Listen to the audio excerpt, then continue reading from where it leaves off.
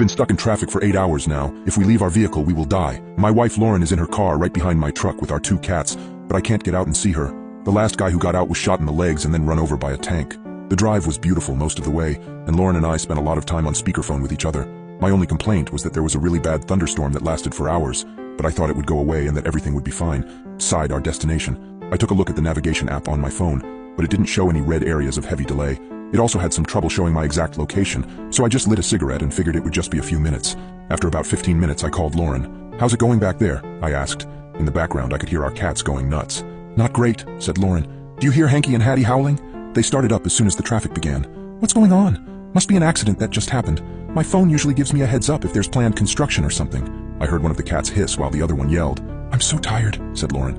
"I know, me too. Let's stop and get something to eat once we're through."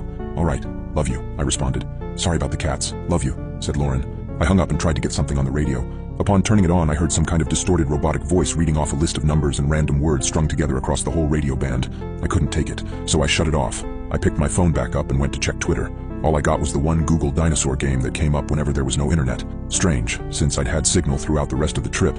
I thought it was just the weather, but the reality was so much more horrifying. Finally, Twitter loaded.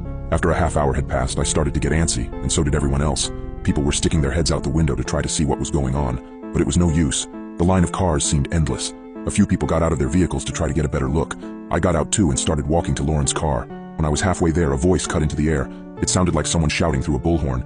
"Return immediately to your vehicles. No one is permitted to be outside. This is your only warning. If you do not heed it, there will be severe consequences."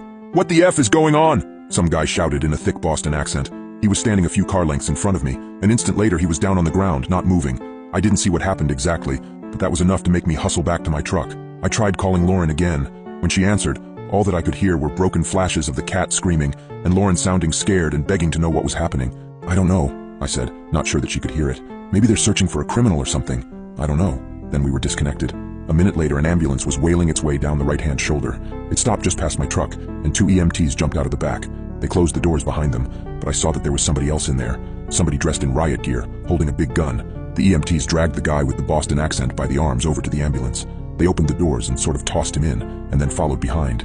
I saw the riot gear person again for a second, and then the door slammed shut and the ambulance sped off down the shoulder out of sight. Somebody 4 cars ahead of me got the idea to follow the ambulance out of there. I watched as a red car with a New Jersey license plate tore into the shoulder lane and sped after the ambulance. I tried calling Lauren to ask her if she thought we should try it too. It was a ballsy move for sure, but she had sounded at the end of her rope stuck in there with our wailing cats, so I thought she might be willing to give it a shot. This time, the call didn't even go through. I was getting ready to try calling again when I heard this loud blast. A puff of smoke blossomed somewhere up ahead, and all of a sudden, there were chunks of a car flying through the air. It was the red car from before, and as I watched the flaming tire roll to a stop against